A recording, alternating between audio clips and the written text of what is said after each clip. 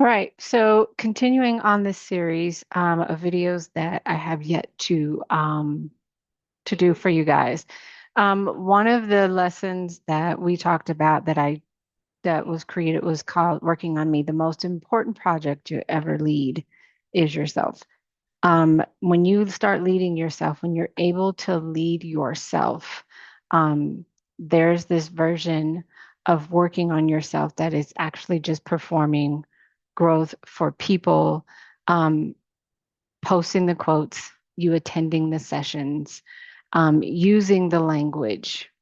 What does that look like with you without any of it actually changing your decisions or your patterns?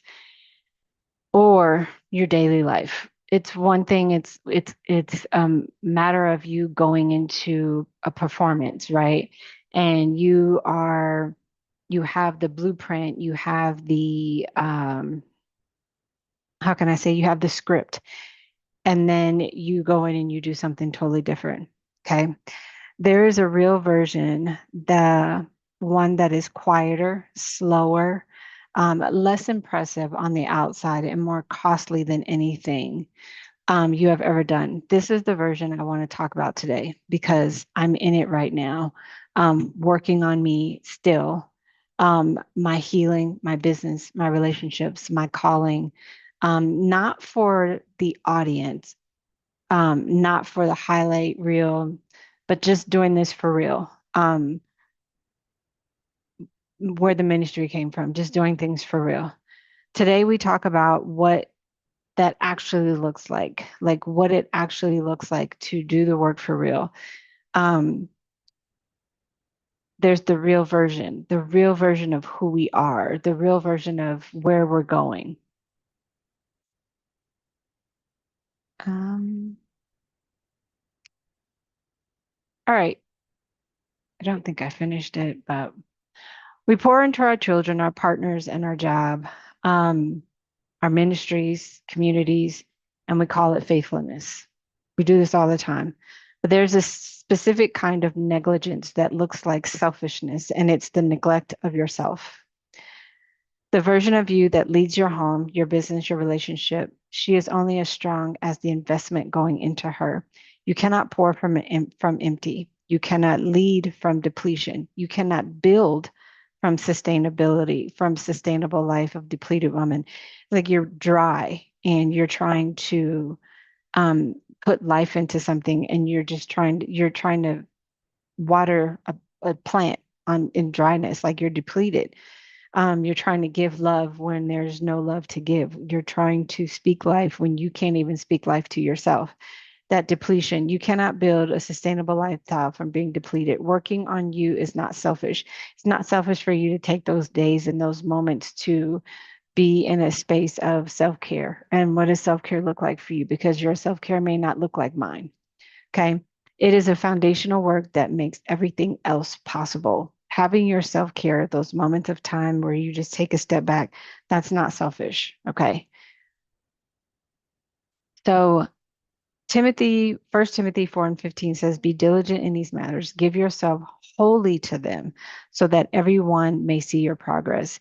I'm not going to be able to see your progress. And what I say in this work that I do is there are individuals out there who um, don't want to do the work, and they'll call you and they'll give you this whole life, but then when it comes down to actually doing the homework and doing the work for themselves, this is where they miss.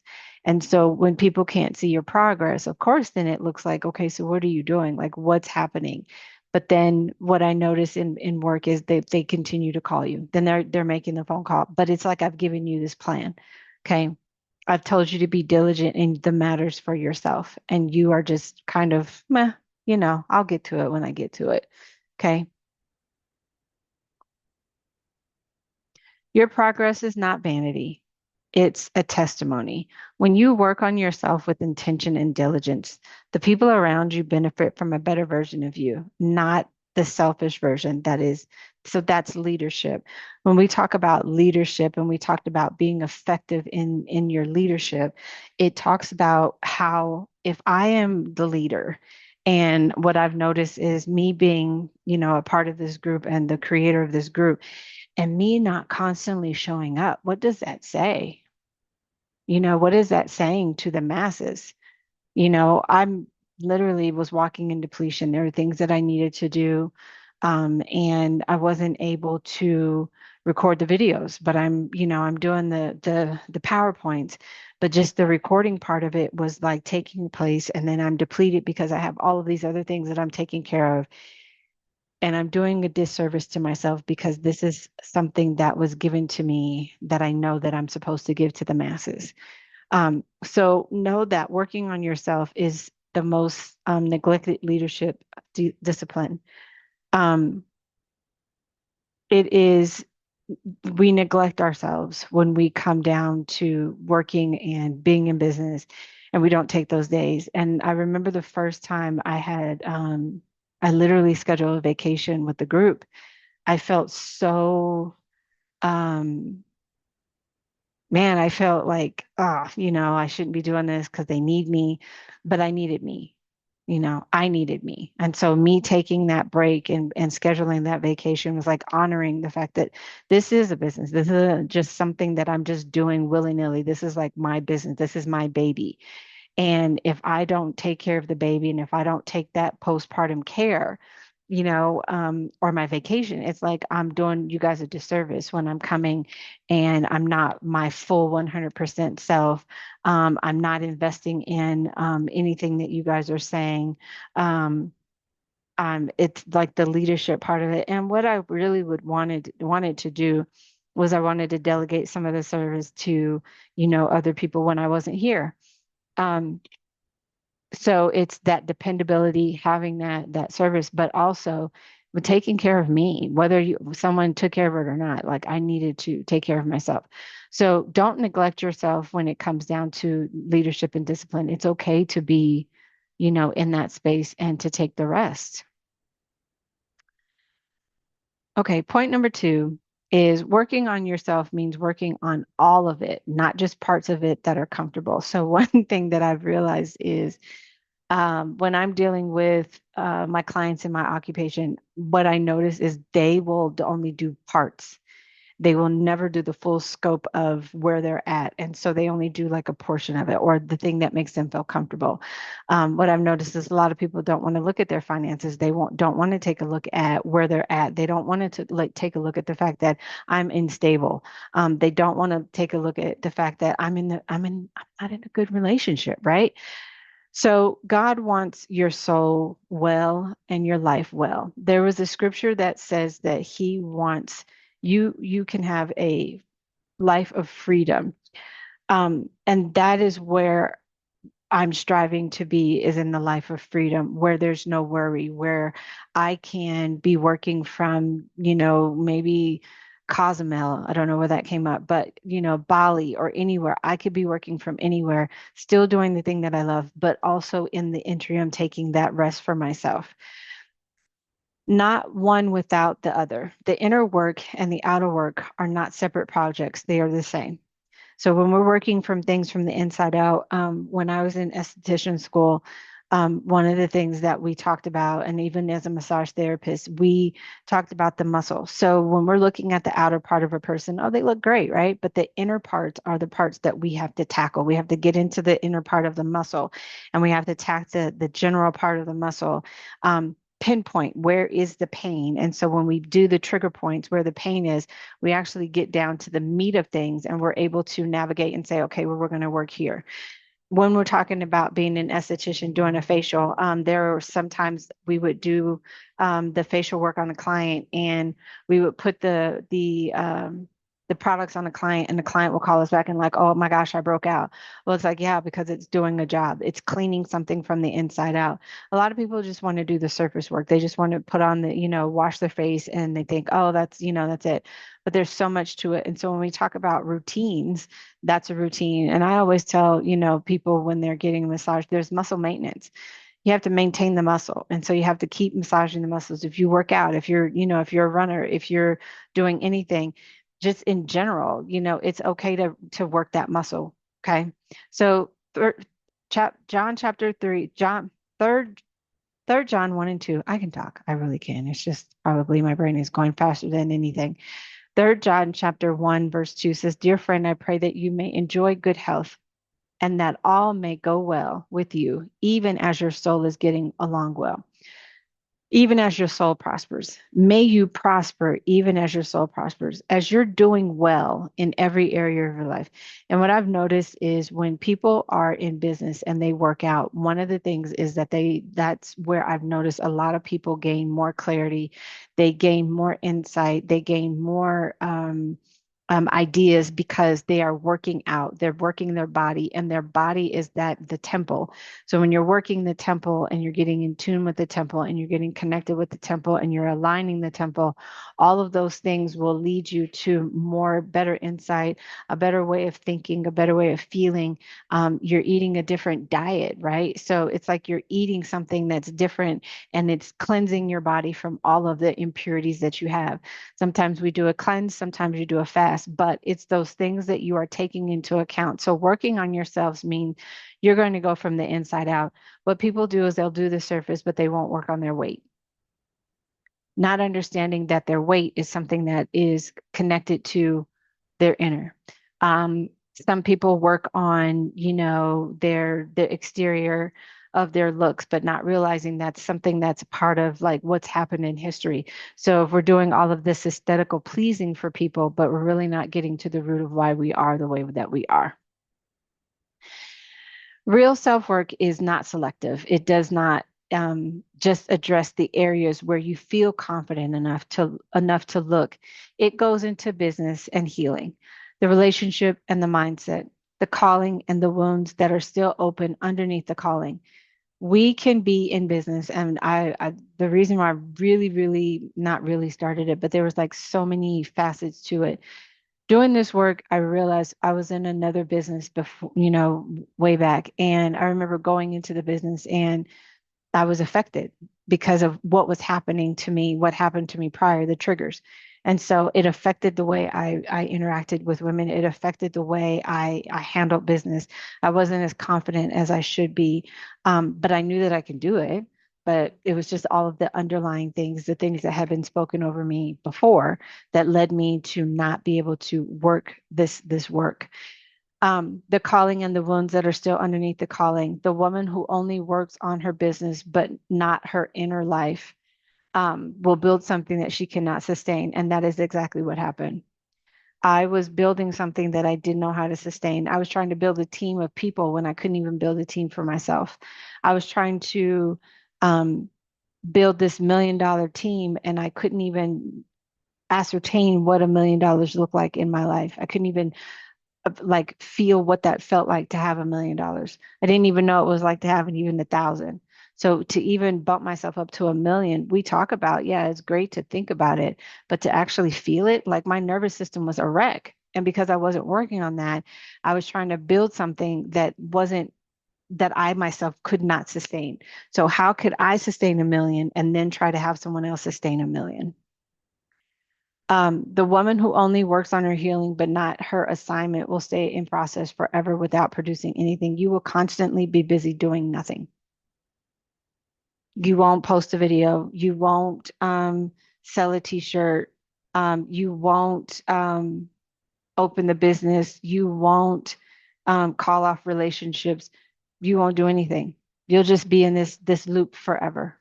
It's still probably it's like this. I have a friend who's waiting for their income tax from the state, and it's like this thing, and it keeps saying in process. It's still being processed. Have you even looked at it? Why am I still in process? So that's going to be happening. Your assignment, you're still going to be in process. You're just going to be doing things. You're going to be create. Oh, I got this. I got this. I got that. But you're actually not going to be doing anything. You're not producing anything. It's like you're out there planting seeds, but you're not tilling the ground. You're out there planting seeds, but you're not watering anything. You're out there planting seeds, but you're not pruning the garden.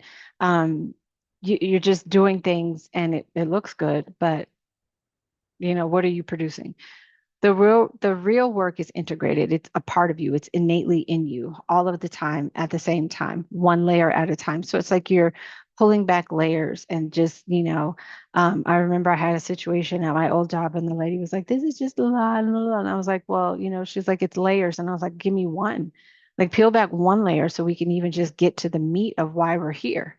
Right. So really asking yourself, what is the first layer that I need to really remove in order to be able to move forward with my life?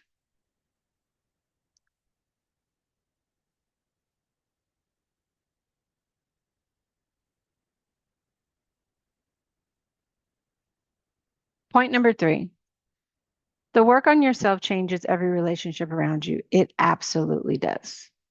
It absolutely does. What will happen is there are people that will be for you or they'll be against you. People that will stay with you and people that will leave you. People that will honor you and people that will talk about you. People that will praise you and people who will try to humble you. Here's what nobody prepares you for when you commit to working on yourself. No one told me this. It was just things that I've learned. The people around you will feel it. Some will celebrate it. Some will resist. Some will try to pull you back to the version of you that was easier for them to manage. Um, because when you heal, you stop participating in dynamics that required your woundedness. When you build, you stop being available for those things that kept you small. And what I saw when I seen that, it was just like, I was telling the client that, we need to build this brick by brick. And what's happening is we have all these bricks around us and you don't know where to start to build your foundation. And as soon as you start building, you're not paying attention to anybody else. And the crazy part is there are some people that are trying to bring bricks to, the life that you're building. But you have to be able to navigate through the bricks to say, that's not the brick that I want. It looks like it's a sturdy thing, but it's probably not. And so we're building these bricks. And so what I told her was, I'm here to help you, start building the foundation and understanding what bricks you need and what bricks you don't. um, when you grow, you outgrow some spaces, you outgrow and out some people. This is not a failure of relationship. It's the fruit at work. It is you moving and being at work. Have you ever noticed, like, since we've started this group, there have been people that, we thought, oh, they're going to be there forever and they're my friends. And, and then all of a sudden you stop talking to them or you're doing something or you're giving them your dreams. And then all of a sudden it becomes this attack of like, oh my God, they're not celebrating you. They're just saying, do you think that will work? And why would you want to do that? Those are the kind of things that we're looking at right now. Okay. So this is where we're at in this life and what we're building. Matthew chapter 5, verses 14 through 16, you are the light of the world. That is something that we really need to like grab a hold of. We are the light of the world and we shine our light when we walk into a room. That's why a lot of people really hate when we walk into the room. It's like we walk in and they're like, oh my gosh. And have you ever just noticed like, "Ah, here she comes." Or if your name is being brought up in a conversation, oh my God, why are you talking about her? And so they'll try to discredit you at any angle because you are the light of the world. A town built on a hill cannot be hidden. You're not meant to be hidden. As we said in the last lesson, you were made for a purpose. And so because you were made for a purpose and made on purpose, your purpose is going to make other people feel it. When I walk into the room, what I realize is I'm a revealer. I'm going to reveal not, it may not be in that moment.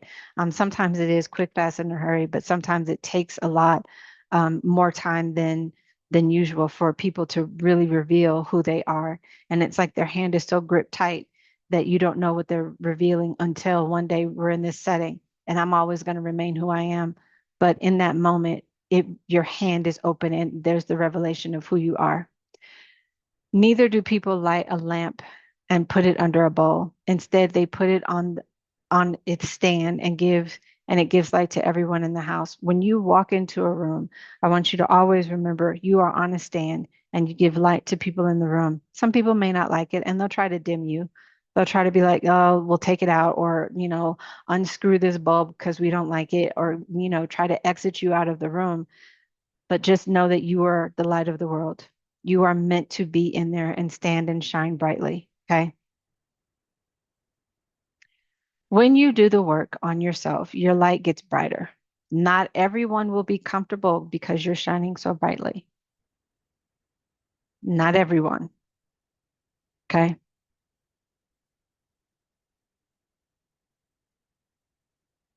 But the ones who are always for you will move toward you.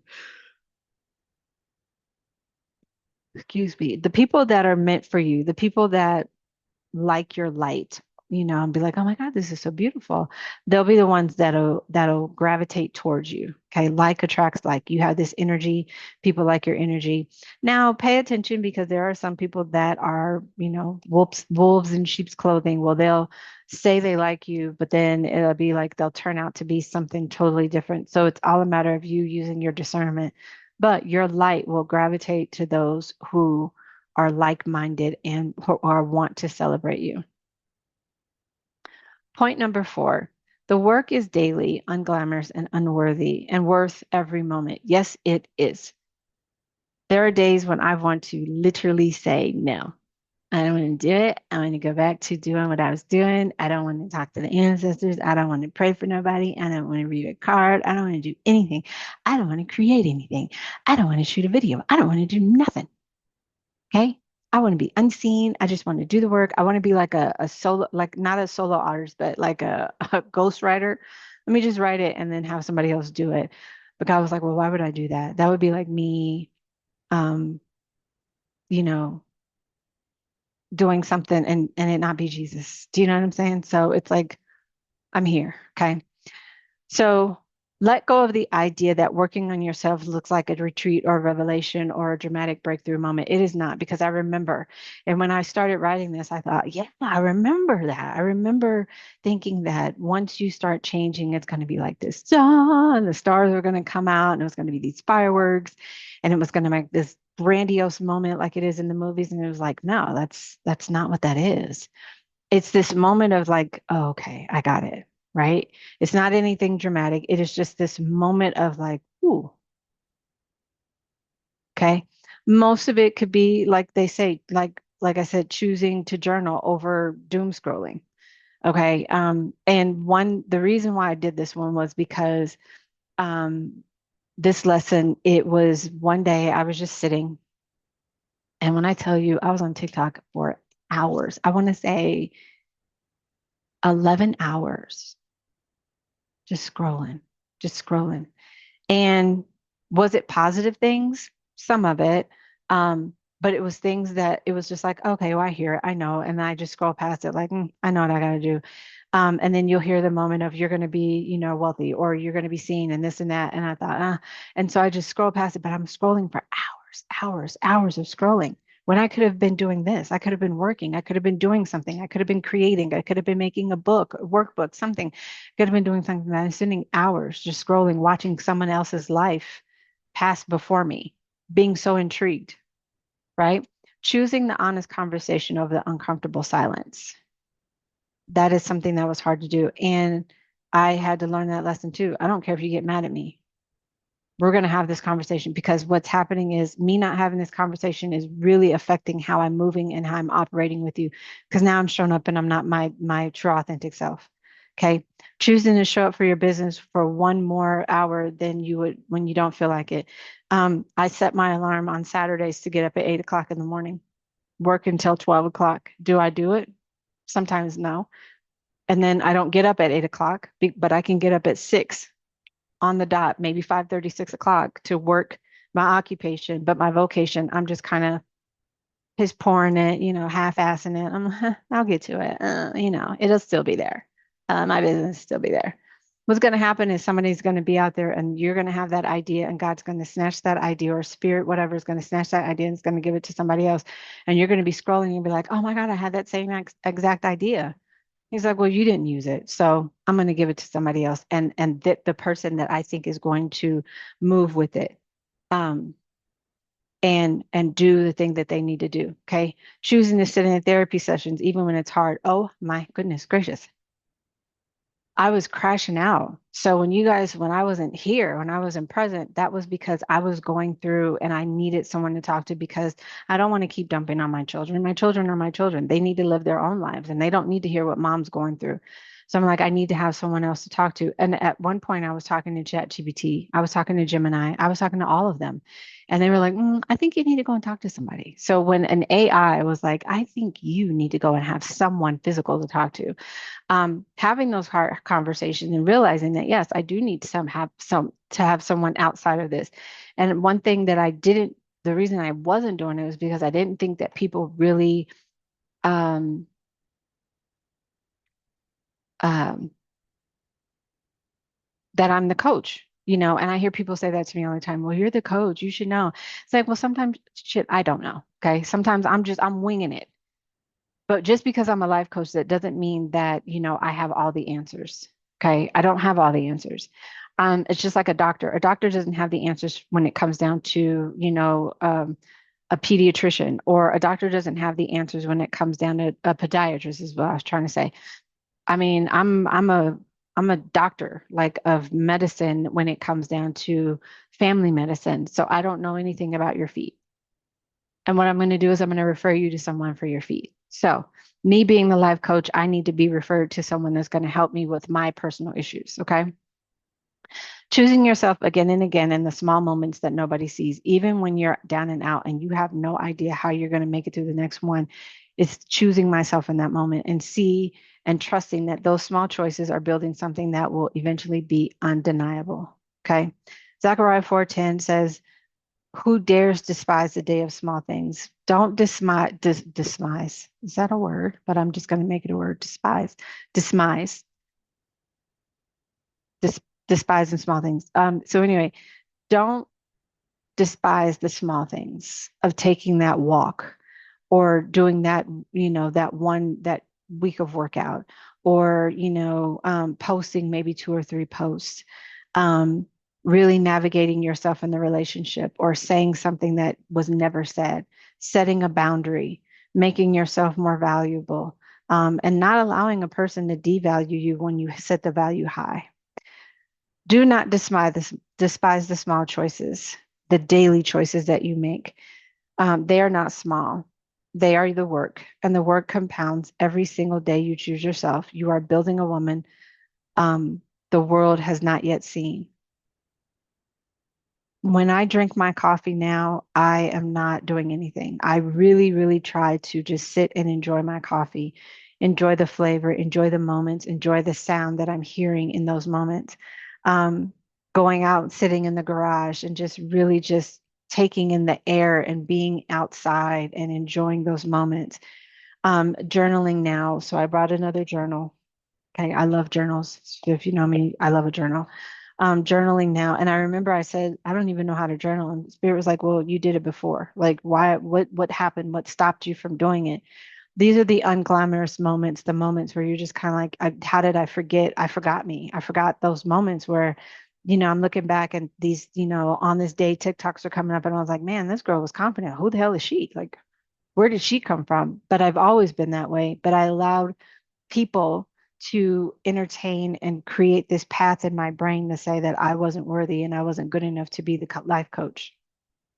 But I went to school for it, like I studied for it. It's wild. I praise you because I am fearfully and wonderfully made. Your works are wonderful. I know that full well. Psalms 139:14. Okay. Here's your journal prompts. Where have you been neglecting yourself? Neglecting the work, because we've been doing this 5 years. Like I said, I believe it's 5 years. Someone will correct me, I know. But doing this work for 5 years, there's this work that we've been doing. And where have you been neglecting yourself to where you say, I'm not worthy, or, we start, um, doom scrolling, or we neglect our healing because we think we're okay. You're not doing your business. You're not focusing on your relationships. It's like we reverted back. And where have you been neglecting yourself? So these are your journal prompts. Your closing charge is, I am the most important project I will ever work on, not because I am the center of everything, but because everything flows from the condition of who I am. I commit to a daily unglamorous work, the healing and the building, the inner and the outer, the small choices nobody sees, and the big moves everybody will. I am working on me, for real, every single day. So if you are looking to have more sessions with me, you have a complimentary session. I am a certified cognitive behavioral life coach. I am a transformational coach, and I am a certified life coach. If this is something that you're willing to, if you're wanting to do, if you're wanting to do some private sessions, if you know anybody who is looking to do private sessions, you can work with me because I'm gonna keep it real with you. I want to thank you all for visiting with me and getting up to jumpstart your life. And it's just an awesome feeling to know that you are moving past all of the things that we've come through that have compounded us over the years in this past 5 years that we have been working together. What are you on and the limiting and mistaken beliefs that have kept you hostage in your life?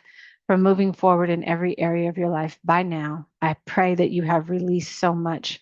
Um, there's a pile of tissue by you and you want more. If there's a woman who desires more and you want to know, just, feel free to contact me. My information is here, and you are more than welcome to join us on the new season is coming up on September 27th, which will be Sundays, 10 a.m. Mountain Standard Time. We'll be here on Zoom. I will be creating another link for that. And if you are looking for something, so it'll be every Wednesday until the Sunday, the 27th is when we'll start the new fall sessions. So if this is something that you're looking for, please DM me and then we can set up payment plans or anything like that. All right, ladies, so we're off to a good start, and I wish you all the best and thank you so much.